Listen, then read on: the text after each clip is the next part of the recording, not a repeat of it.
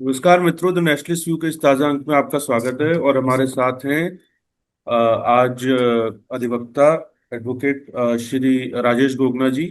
राजेश गोगना जी इसके अलावा he is also public affairs commentator और देश में विमर्श से जुड़े हुए विभिन्न मुद्दों पर अपनी राय लगातार रखते रहे हैं। आज हम चर्चा करेंगे सतलुज फिल्म आने के बाद पंजाब के खालिस्तान को लेकर, पंजाब में खालिस्तानी मूवमेंट जो चला था उसको लेकर एक चर्चा चल पड़ी है।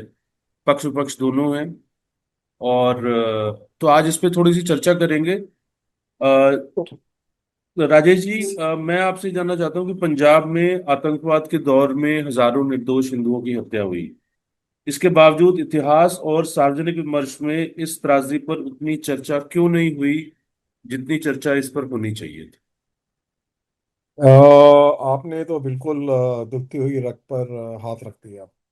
क्योंकि जब हम चर्चा की बात करते हैं हिंदू मैसेकर, तो शायद जम्मू कश्मीर का ही चर्चा होता रहता है, जम्मू फाइल्स, ये फाइल्स। ऐसा लगता है कि हिंदुस्तान में हिंदू मैसेकर जो है, मतलब पार्टीशन के बाद, वो सिर्फ एक ही स्टेट में हुआ और बहुत भयंकर हुआ, और बाकी जगह तो कुछ हुआ ही नहीं।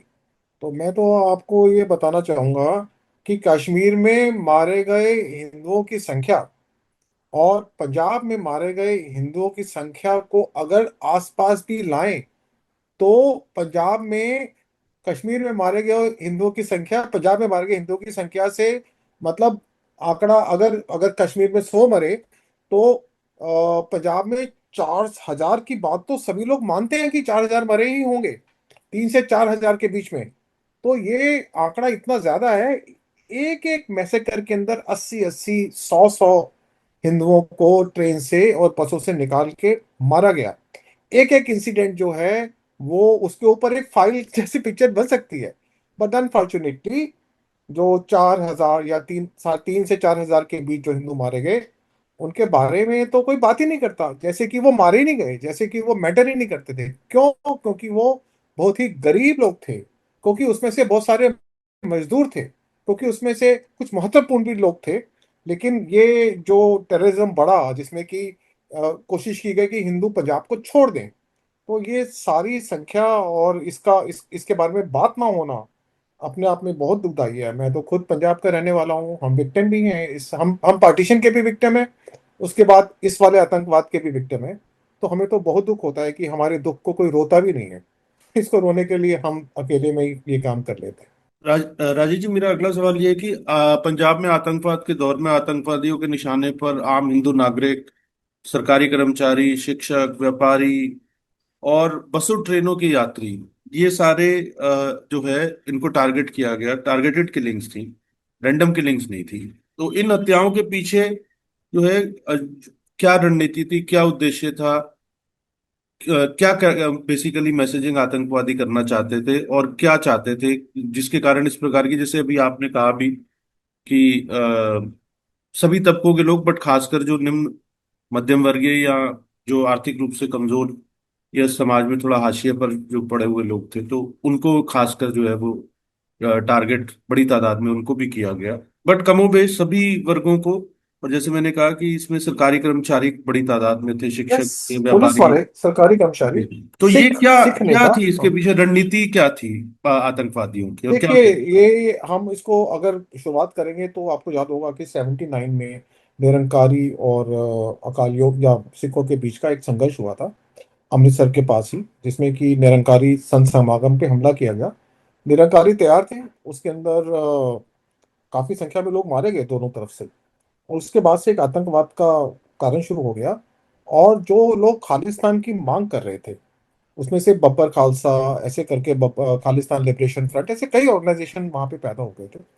तो उनका मानना था कि हमें एक खालिस्तान बनाना है, और जो खालिस्तान बनाना है तो वो खालिस्तान सिखों के लिए ही होना चाहिए, इसलिए बाकी धर्म वहां पे ना हो। अब पंजाब में बाकी धर्म कौन से थे? पंजाब में हिंदुओं की पॉपुलेशन 37 to 40% हमेशा से रही है। तो अगर 40% के करीब हिंदू उस इलाके में, मतलब पंजाब में रहते हैं, तो वो तो सपना पूरा नहीं हो सकता, क्योंकि 40% तो बहुत बड़ी संख्या होती है। ये संख्या पाकिस्तान में रहने वाले हिंदुओं से बहुत ज्यादा बड़ी है।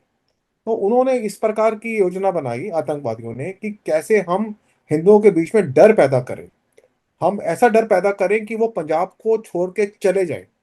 तो पंजाब को छोड़ के चले जाए तो उसके लिए क्या करना पड़ेगा? तो उसके लिए टारगेटेड किलिंग करनी पड़ेगी, कुछ खास महत्वपूर्ण लोगों की किलिंग करनी पड़ेगी, उसके बाद मास किलिंग करनी पड़ेगी। तो ये दोनों तरह की स्ट्रैटेजी पे उन्होंने लगभग काम करना शुरू किया। मैं अपने व्यक्तित्व को दो तरह की किलिंग्स में बांट देता हूँ। एक तो जो किलिंग्स हुई जैसे आपने बताया, बसों से उतार के मारना, ट्रेन से उतार के मारना। उसके बाद हम कुछ विशेष समूहों के बीच में हत्या का डर पैदा करना। इन तीनों चीजों को एनालाइज करेंगे। सबसे पहले शुरू हुआ बसों से निकाल कर, जैसे कि बस को रोक लिया जाता था। रोकने के बाद ऐसे पंजाब में ज्यादातर सिख भी जो है वो बाल नहीं रखते हैं, जिसको कि हम कट शर्ट बोलते हैं, जिसको बोलते हैं कि भाई आमतौर पे जाट जो है वो पगड़ी बांधते हैं और दाढ़ी रखते हैं। और देखने में हम लोग जो वहाँ के हिंदू हैं और सिख, हमारे चेहरों में क्या फर्क होगा? अगर मैं थोड़ी सी बाड़ी दाढ़ी लगा के और सिख पे पग डाल लूँ, तो मेरे और किसी सिख में क्या फर्क है? हमारे तो घरों में और हमारी जाति में तो सिखों की संख्या काफी ज्यादा होती है। तो अब क्या होता था कि ट्रेन को रोकते थे, बस को रोकते थे खाली जगह के ऊपर, ऐसे सामने मोटरसाइकिल को लेके आगे बंदूकें दिखाई, बस बस को रोक लिया और बस से आइडेंटिटी पूछना शुरू किया कि ना कि ये तेरा। तो जो सुरेंद्र सिंह है वो पता चल जाएगा, उसका आई कार्ड देखा, ये देखा तो पता चल जाता है कि ये सरदार है या ये हिंदू है। तो सबको नीचे उतारना और उसके बाद नीचे उतार कर जो हिंदू थे उनकी हत्या कर देना, गोली मारना। गोली मारने के बाद एक पूरा का पूरा संदेश उस डिस्ट्रिक्ट या उस तहसील में चला जाता था कि हिंदुओं को बसों से निकाल के मारा जा रहा है और हिंदुओं के लिए यहाँ पे रहना सेफ नहीं है, उनको ये प्रदेश छोड़ देना चाहिए। मैं कुछ घटनाओं का, मेजर घटनाओं के बारे में बताना चाहूंगा। 6 अक्टूबर 1983 को धालीवाल बस मैसेकर हुआ। धालीवाल पंजाब में कपूरथला डिस्ट्रिक्ट के अंदर, कपूरथला डिस्ट्रिक्ट बिल्कुल इधर है, बॉर्डर के पास नहीं है। वहां पर आर्म मिलिटेंट आए, उन्होंने बस को रोका धालीवाल के पास और पैसेंजर को वो किया और 6 हिंदुओं को गोली मार दी, सिर के ऊपर गोली मार के खत्म किया गया। 6 के 6 को मैं एक ऐसा आतंक का। अजय जी, मैं सिर्फ एक कोर्स करेक्शन थोड़ा सा करना चाहूंगा। मुझे लगता है मिलिटेंट शब्द का इस्तेमाल नहीं होना चाहिए, इनके लिए तो टेररिस्ट शब्द का ही इस्तेमाल होना ओ चाहिए। Yes, sorry, I am so sorry, I am so sorry. मतलब even the word terrorist is little soft as far as these things are concern. ये टेररिज्म से ज्यादा ही कुछ कहा जाए तो ये एक तरह का बारबेरियन जैसे उस तरह का होता था कि आप पहचान के हिस्से के अंदर ही सबको गोलियां मारोगे, और बिल्कुल ऐसे लोगों को जिनके पास कोई हथियार नहीं है, जो लड़ नहीं सकते, जो बोल नहीं सकते। पहला मैसेकर, हाँ बिल्कुल मैं आतंकवादी ही प्रयोग करूंगा।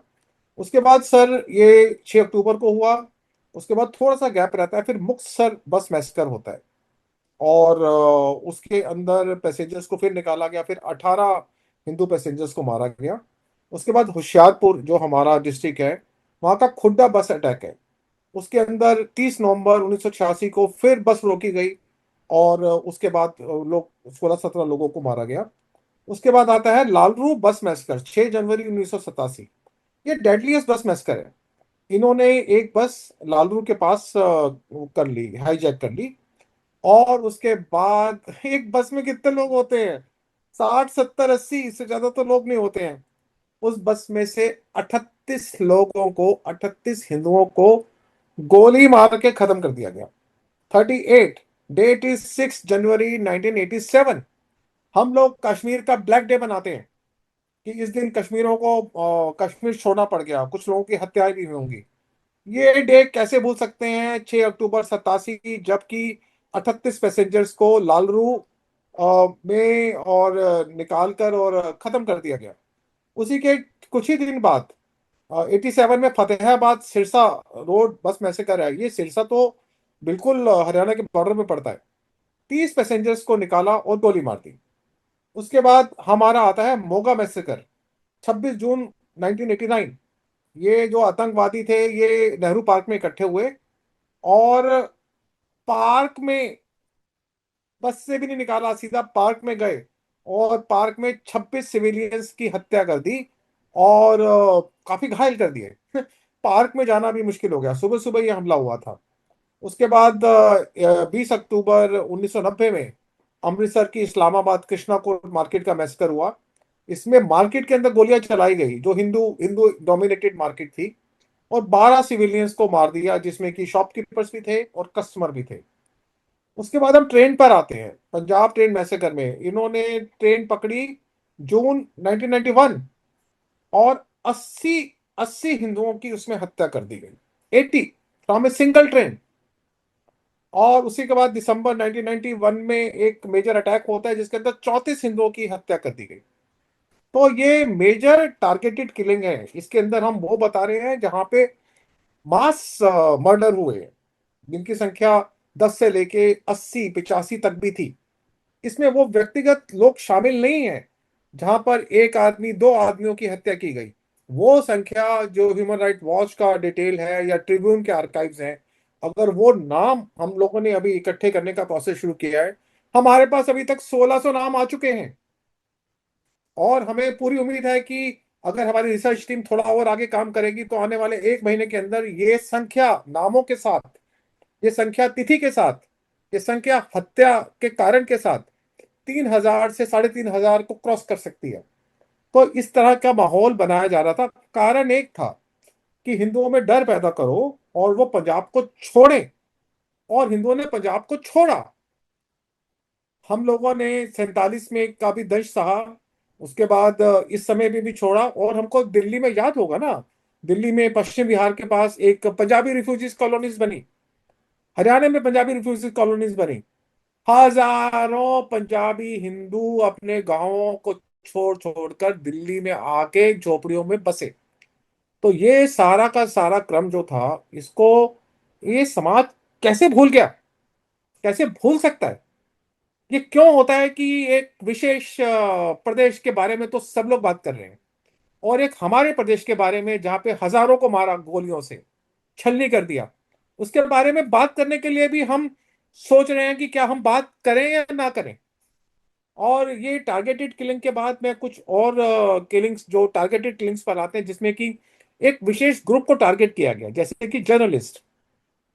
हमने लाला जगत नारायण जी का नाम सुना होगा। उनका उनका अखबार था हिंद समाचार, पंजाब का बहुत ही पॉपुलर न्यूज़पेपर। दिल्ली का भी बहुत पॉपुलर न्यूज़पेपर था। उनके पंजाब केसरी भी शायद उन्हीं लोगों के द्वारा चलाया जाता था।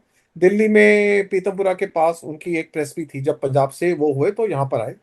लाला जगत नारायण जी को 9 सितंबर 1981, उनकी एज वाज अराउंड 87, वो अपनी फिएट में जा रहे थे तो दो लड़के वहां पे अपने बुलेट पर आए। उन्होंने चलती गाड़ी पे गोली मारी, और उसके बाद 87 ईयर ओल्ड लाला जगत नारायण जी के सिर पे और सीने पे गोलियां मार के उनको खत्म कर दिया गया। लाला जगत नारायण को क्यों खत्म किया गया? एक 87 साल का आदमी तो कुछ कह नहीं सकता ना। क्योंकि लाला जगत नारायण और हिंद समाचार आतंकवाद के खिलाफ आवाज उठा रहे थे। वो कह रहे थे कि ये आतंकवाद धार्मिक धार्मिक कारणों से बढ़ाया जा रहा है, इस आतंकवाद में हिंदुओं को टारगेट किया जा रहा है। तो सबसे पहले लाला जगत नारायण जी को 9 सितंबर 81 में मार दिया गया। उसके बाद जो हिंद समाचार और पंजाब केसरी, ये सारे न्यूज़पेपर पंजाब के से हटकर दिल्ली आ गए ताकि इनको काम करना पड़े। 12 मई 1984 दिल्ली में था उनका बेटा रमेश चंद्र, जो एडिटर था। उनके बाद उसकी हत्या कर दी गई। तो 3 साल के अंदर अंदर, 2.5 साल के अंदर अंदर एक सबसे बड़े समाचार पत्र पंजाब के, जो विशेष तौर पर कहा जाए कि हिंदुओं द्वारा पढ़े जाने वाला समाचार पत्र, उसके दो एडिटर्स की हत्या कर दी गई। हिंद समाचार ग्रुप के बारे में ये सूचना है और जानकारी है और रिकॉर्ड है कि उनके तकरीबन 60 जर्नलिस्टों की, डिस्ट्रीब्यूटर्स की, एजेंट्स की और एम्प्लॉयज की हत्या कर दी गई। क्यों? क्योंकि उनका समाचार आतंकवाद का और मिलिटेंट्स का और टेररिस्ट का विरोध करता था। एक समाचार पत्र के 60 लोगों की हत्या, उसके एडिटर इन चीफ, फाउंडर की हत्या, उसके बाद एडिटर चीफ की हत्या, ये सारा का सारा 3 साल के अंदर खेल हो गया। क्या भारत के, क्या दुनिया के इतिहास में कभी ऐसा हुआ है कि एक समाचार पत्र को टारगेट लगाकर इतनी हत्याएं हुई हो?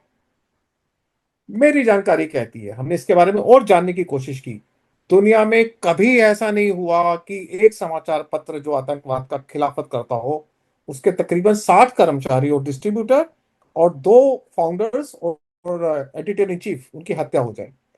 पॉलिटिकल लीडर्स की हत्या के बारे में मैं बताना चाहूंगा कि हरबंस लाल खन्ना जी भाजपा के नेता थे, उनकी हत्या हुई। प्रोफेसर के एन तिवारी कम्युनिस्ट लीडर थे, उनकी हत्या हुई। चौधरी बलबीर सिंह, जोगेंद्र सिंह पांडे, इन सब की हत्या बिल्कुल सड़कों के ऊपर, बिल्कुल परिवारों के सामने, बिल्कुल घरों से बाहर निकालकर, बिल्कुल सारे आम, ताकि मैसेज जाए कि हम इनकी हत्या कर रहे हैं और हम आपकी भी हत्या कर सकते हैं, और आप इस प्रदेश को छोड़ के चले जाओ। उसके बाद हम गवर्नमेंट एम्प्लॉय की बात करें तो जस्टिस आरपी गैंड होते थे। जस्टिस आरपी गैंड की हत्या भी उनकी पत्नी के सामने उनके घर में की गई। आर के तालिब, आर के मिश्रा, इन सब की हत्याएं सामने हुई। तो ये सिर्फ गवर्नमेंट एम्प्लॉयज की बात छोड़िए, उसके बाद traders and businessman, Om Prakash, Gulzari Lal, Janakpur korma, Iqbal चंद, ताराचंद, राजकुमार, ये सारे ट्रेडर्स थे जो राइस मिल ओनर्स थे। और राइस मिल के अंदर और राइस प्रोडक्शन के अंदर लार्ज स्केल माइग्रेंट वर्कर्स आते थे, बिहारी। तो राइस मिल ओनर्स की हत्याएं की गई ताकि वो राइस मिल्स खत्म हो जाए, ताकि उसमें आने वाले माइग्रेंट वर्कर्स की हत्या कर दी गई। जो मैंने अभी आपको बोला, एक ट्रेन के अंदर 80 लोगों को मारा गया, कौन थे वो 80 लोग? वो माइग्रेंट वर्कर्स थे। एक दिन में, आधे घंटे के अंदर 80 लोगों की हत्या कौन से इतिहास में हुई है, हिंदुस्तान में या कहीं पर भी? ये पंजाब में हुई। और इस दिन को भी मैंने आपको बताया, वो दिन किसको याद है और कौन उसकी बात कर रहा है। उसके बाद मैं ऑर्डनरी सिविलियंस की बात कर रहा था, तो मैं जरूर नाम लेना चाहूंगा। खमेनी लाल, जीवन लाल, कंवर लाल, बलदेव राज, कली लाल, शब्बो, 8 साल का था शब्बो जिसकी हत्या हुई।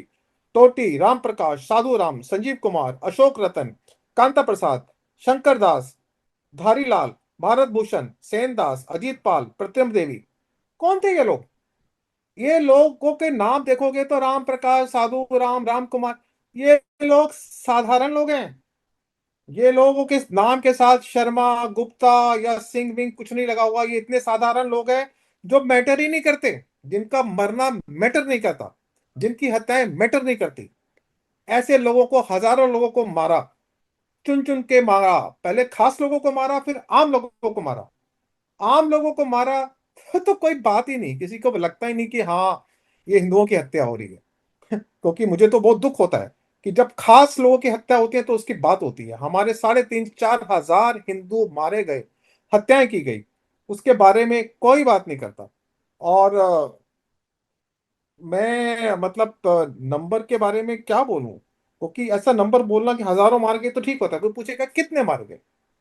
तो जी जी, मैं आपसे जानना चाहता हूँ कि अभी ये सतलुज मूवी आने के बाद, और जो है वो एक, ये तो बात हो रही है दोबारा से पंजाब में खालिस्तान एक हॉट टॉपिक है, और इसके अलावा हम देख रहे हैं कि विदेशों में भी, खासकर कनाडा, ब्रिटेन में खालिस्तान के रेफरेंडम करवाए जा रहे हैं। खालिस्तान की चर्चा तेज हो रही है।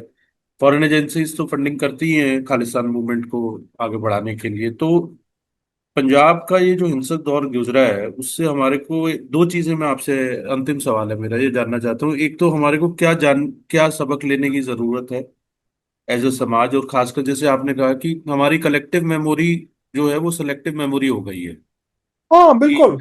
तो ये कलेक्टिव मेमोरी सेलेक्टिव मेमोरी ना रहे, इसके लिए किस तरीके का डॉक्यूमेंटेशन होना चाहिए? क्या कोई, कम से कम जैसे अगर आप सेकेंड वर्ल्ड वॉर के बाद का देखेंगे तो जगह जगह पे जो ज्यूज जो हैं उन्होंने म्यूजियम बनाए, कि इस तरीके से जापान, सेकेंड वर्ल्ड वॉर के बाद चाइना ने भी बहुत सारे अपने यहाँ पे म्यूजियम्स बनाए जिसमें जो जापानीज थे। और इस तरीके से बहुत सारे मेमोरियल्स भी बनाए जाते हैं अक्सर, जो है जो कि उन चीजों को जिंदा रखते हैं। तो ये जो कलेक्टिव मेमोरी जो है कलेक्टिव ही रहे और सिलेक्टिव ना बने, तो इसके लिए हमें क्या करने की जरूरत है? और ये जो हमने इग्नोर कर दिया इस पूरे इशू को, जो आपने बिल्कुल ठीक कहा कि उनके विषय में कोई चर्चा ही नहीं करता, तो इसको कैसे इंश्योर करें कि एक तो चर्चा हो, और भगवान ना करे अगर आगे कभी भी वो होता है, लेकिन हिंदुओं के बारे में भी चर्चा होनी चाहिए जहां जहां पे भी वो टारगेट होते हैं, खासकर पंजाब में ये जो आतंकवाद का दौर है, उसको एक कॉम्प्रिहेंसिव पिक्चर उसकी जो है वो समाज के सामने देनी जरूरी है। हमारे युवाओं के सामने, जिन्होंने कि वो दौर देखा नहीं है, आपके और मेरे जैसे लोगों ने तो वो दौर देखा है। तो लेकिन आज की बहुत सी उसके बाद कम से कम 3-4 पीढ़ियां ऐसी हैं जिनको पता ही नहीं कि उस समय का दौर कैसा था। तो क्या करना चाहिए going ahead, what is your suggestion? देखिए अरुण जी, बेसिकली मैं मानता हूं कि अगर आप अपने इतिहास से सबक नहीं लेते तो आप उसको दोबारा जीने वाले हैं। पंजाब में आतंकवाद 2 साल में 3 साल में फैला और पूरे पंजाब में फैला चला गया। क्या पंजाब के आतंकवाद के सीड्स बीज पंजाब में इस समय हैं या नहीं है? तो उसका उत्तर है कि है। उसका उत्तर है का क्या मतलब है? कि बेअंत सिंह और सतवंत सिंह जो इंदिरा गांधी जी की हत्या करते हैं, तो बेअंत सिंह की वाइफ और सतवंत सिंह का पिता दोनों चुनाव लड़ते हैं पंजाब से और लाखों लोगों से जीतते हैं। सतवंत बेअंत सिंह की जो बीबी थी, मेंबर ऑफ पार्लियामेंट बनी, उसका मार्जिन हिंदुस्तान में सबसे ज्यादा था। अभी प्रीतिपाल सिंह जो कि हिंदुस्तान और खालिस्तान की बातें करता फिरता था, वो चुनाव लड़ा, जेल में बैठा बैठा लाखों वोट से चुनाव जीत गया। तो क्या सीड्स ऑफ डिवीजन, क्या सीड्स ऑफ सेपरेशन, क्या सीड्स ऑफ टेररिज्म पंजाब में एग्जिस्ट करता है? तो उसका उत्तर है यस। ये रोज एग्जिस्ट करता है, ये रोज दिखाई देता है, ये रोज अपना मुंह खोल रहा है, ये रोज अपना रौद्र दिखा रहा है। हम रोज अपनी आंखें बंद करते हैं, हम रोज इसको इग्नोर करते हैं। तो अगर हमको यही करना है तो मैं आपसे निश्चित तौर पे कह रहा हूं, आप दिन गिनना शुरू करिए। आप दिन गिनना शुरू करिए। जिस स्थिति को हिंदुओं ने 80 से लेके 95 तक सफर किया है, वो स्थिति आने वाली है, आ सकती है, आ सकती नहीं है, आने वाली है। और ये स्थिति जब आएगी तो हम इसको कैसे हैंडल करेंगे, मुझे इसके बारे में कोई समझ नहीं है। क्योंकि हम लोग इसके बारे में जागृति नहीं है, हम लोग इसके बारे में सोच ही नहीं रहे हैं। हमको ये मालूम ही नहीं है कि ये कैसे हो रहा है। अभी जो सतलज की पूरी बात हुई, मैं खालरा साहब की हत्या जो हुई पुलिस द्वारा, उसका बिल्कुल भर्त्सना करता हूं, वो गलत थी, ह्यूमन राइट्स का वॉयलेशन था। हालांकि खालरा साहब खालिस्तान के समर्थक थे, उनका खालिस्तान लिबरेशन फ्रंट के जो किताब निकलती थी उसके वो संपादक थे। उनकी भिंडरावाला के बारे में, सतवंत सिंह के बारे में, बेअंत सिंह के बारे में उनके विचार, वो बोलते कि वो महान आदमी थे, उन्होंने हमारे पंथ की सेवा की है। ये विचार करके उस आदमी की मानसिकता थी, वो मानसिकता ठीक नहीं थी। वो मानसिकता आतंकवाद को बढ़ावा देती थी, वो मानसिकता सेपरेटिज्म को बढ़ावा देती थी, वो मानसिकता हिंदुओं के पलायन को बढ़ावा देती थी। लेकिन उस मानसिकता के बावजूद भी जिस प्रकार से उनकी हत्या हुई वो गलत हुई, उसके बारे में भर्त्सना के अलावा कोई शक नहीं हो सकता। लेकिन वो सब चीजें जो उस समय थी वो अभी भी तो हैं। प्रीतपाल सिंह का उदाहरण हमें बताता है कि वो है। अब जब इस सतलज के बारे में गांव गांव गुरुद्वारे गुरुद्वारे के अंदर ये पिक्चर दिखाई जाती है, पिक्चर दिखाई जाती है, तो पिक्चर दिखाने से कौन सी बात सामने आती है? बात ये सामने आती है कि पुलिस ने, पंजाब पुलिस ने हजारों सिख नौजवानों को उठाया और गायब कर दिया, डिसअपियरेंस, या उनकी हत्या कर दी। तो जब ये बात याद कराई जाती है, ये बात हुई होगी, जितने भी बड़ी संख्या में पंजाब के युवक डिसअपियर हुए, ये सच बात है, नहीं होने चाहिए थे, हुए, सच बात है। लेकिन जिसको हम बोलते हैं कि भारतीय मानसिकता है कि जो हो गया सो हो गया। और उसके बाद पंजाब पे मरहम लगाया गया जब मनमोहन सिंह जी प्रधानमंत्री बने। तो पंजाब जिसमें दिल्ली के अंदर 4,000 लोगों को जिंदा जलाया गया, और देश भर दुनिया भर में सिखों ने सारी चीजें माफ करके और मनमोहन सिंह जी को प्रधानमंत्री बने, तो पूरा पंजाब का आतंकवाद समाप्त हो गया। लेकिन क्या ये सीट्स जो है उसके बारे में कोई ध्यान दे रहा है? ध्यान दे रहा है तो उसको समझ में आ रहा है कि ये बीज कहाँ रखे हुए हैं। इस बीज को जब पानी, इस बीज को जब हवा और इस बीज को जब रोशनी मिलेगी तो कितनी तेजी से बढ़ेंगे। अगर हम इसके बारे में सोच नहीं रहे हैं और सोच नहीं पा रहे हैं, तो हम बहुत जल्दी, बहुत ज्यादा तेजी से इस आतंकवाद का, सेपरेटिज्म का सामना करने वाले हैं। उस वक्त भी हम बिल्कुल डिफेंसलेस होंगे। अगर हम 80 में डिफेंसलेस थे तो हम 2030 में भी डिफेंसलेस होंगे। हो सकता है हम 2035 में भी डिफेंसलेस होंगे, हिंदू डिफेंसलेस होंगे। स्टेट हो सकता है हमारे पास बहुत सी फौजें हों, बहुत सी गोलियां हों, लेकिन अपने नागरिकों पे गोलियां चलाना की स्थिति भी तो अच्छी नहीं है। ये सारी की सारी चर्चा जो है, मतलब शायद इस आप कहेंगे कि इस बात का मतलब क्या है। इस बात का कोई मतलब नहीं है, लेकिन इस बात का सारे मतलब है। इस बात का मतलब ये है कि हम अपनी मेमोरी को फिर से फ्रेश करें। हम अपने मेमोरी को बताएं कि खतरे में थे पंजाब के हिंदू, खतरे में है, और खतरा दोबारा होने की संभावनाएं रोज और बलशाली होती जा रही हैं।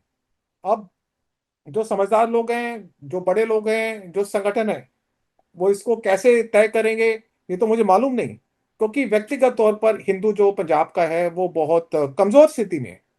हम पंजाब के गांवों के रहने वाले हैं, हमारे गांव में तो मंदिर भी नहीं है। हम अगर हिंदू धर्म के ऊपर या हमारे मंदिरों के ऊपर कुछ कष्ट होता है, हम आवाज उठाने की स्थिति में नहीं है। मेरे गांव के बाहर दीवार के ऊपर घुसते ही 28 आतंकवादियों के नाम लिखे हुए हैं।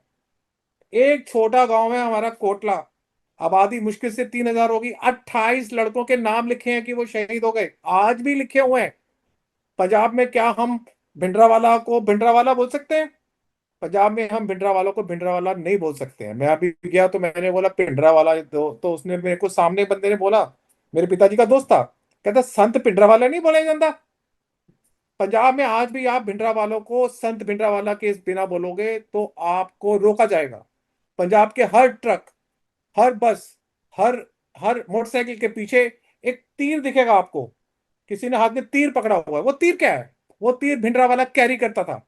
वो तीर आज पंजाब की हर ट्रक, हर कार, हर जीप, हर मोटरसाइकिल के पीछे लगा हुआ है। वो तीर ही तो है जिसने हमको 80 में मारा था। वो तीर ही तो है जो हमको 30 में, 35 में, 40 में फिर से हमको मारेगा। हम मरने को तैयार हैं क्योंकि हमारे पास कोई रास्ता ही नहीं है। हम पहले भी मरे थे, हम अब भी मरेंगे। शायद सरवाइव करेंगे या नहीं करेंगे, पर दुख तो है कि इसके बारे में कोई चिंता नहीं कर रहा।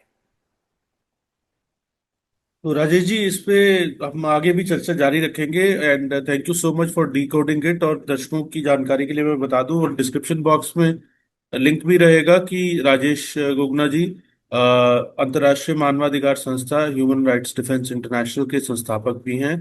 और एचआरडीआई खासकर दुनिया भर के अंदर जो प्रवासी हिंदू हैं और प्रवासी भारतीय हैं, उनके मानवाधिकारों की रक्षा के लिए काम करता है। वेबसाइट का लिंक भी डिस्क्रिप्शन बॉक्स में रहेगा। राजेश जी का विस्तृत परिचय भी इस डिस्क्रिप्शन बॉक्स के अंदर रहेगा। और राजेश जी, एक बार फिर से आपका बहुत बहुत धन्यवाद, और दर्शकों का भी धन्यवाद कि हमने, अरुण जी, बहुत कार्यक्रम किए हैं, बाद में प्रसन्नता होती है। आज का ऐसा कार्यक्रम है कि शुरुआत से एक दुख और एक घबराहट के साथ शुरू किया था, और एक दुख और बहुत ही ज्यादा घबराहट के साथ खत्म कर रहा हूँ। नहीं, और मुझे लगता है, लेकिन जो है, आई एम इटर्नल ऑप्टिमिस्टिक, तो चीजें अच्छी होंगी। खासकर हम कम से कम अपने स्तर पर प्रयास कर रहे हैं कि जैसे मैंने कहा कि कलेक्टिव मेमोरी जो है रहे, सेलेक्टिव मेमोरी ना बने। और राजेश जी, बहुत बहुत धन्यवाद। नमस्कार। शुक्रिया अरुण जी, बहुत बहुत धन्यवाद आप।